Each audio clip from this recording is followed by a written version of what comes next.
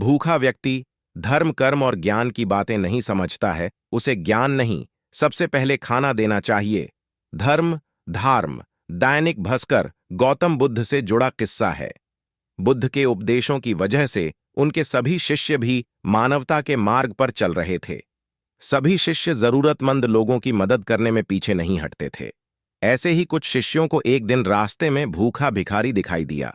भूख की वजह से वह भिखारी बेहोश गया था। उसके आसपास कई लोग इकट्ठा हो गए थे, लेकिन कोई उसकी मदद नहीं कर रहा था। बुद्ध के एक शिष्य ने कहा कि अगर ये यहीं पड़ा रहा तो मर जाएगा। अंत समय में ये तथागत से ज्ञान की बातें सुन लेगा तो उसका जीवन धन्य हो जाएगा। ऐसा सोचकर शिष्य उस भिखारी को लेकर बुद्ध के पास ले जाने की कोशिश करने लगे।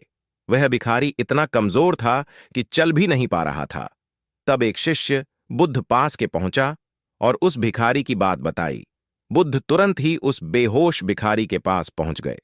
बुद्ध को देखकर शिष्यों ने कहा कि ये व्यक्ति मृत्यु के निकट है, आप इसे ज्ञान की कुछ बातें बता दीजिए ताकि इसका जीवन धन्य हो जाए। बुद्ध ने कहा कि हम इसे उपदेश तो बाद में देंगे, लेकिन सबसे पहले इसे कुछ खाने को दो। बुद्ध के कहने के बाद तुरंत ही लोगों ने खाने की व्यवस्था कर दी।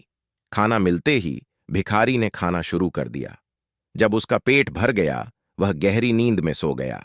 बुद्ध ने कहा कि हमारा काम हो गया है, अब हमें यहां से चलना चाहिए।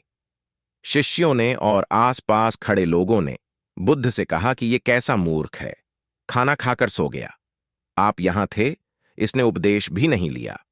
बुद्ध की सीख। बुद्ध ने कहा कि कोई बात नहीं, ये कई दिनों से भूखा था, भूख की वजह से कमजोर हो गया था।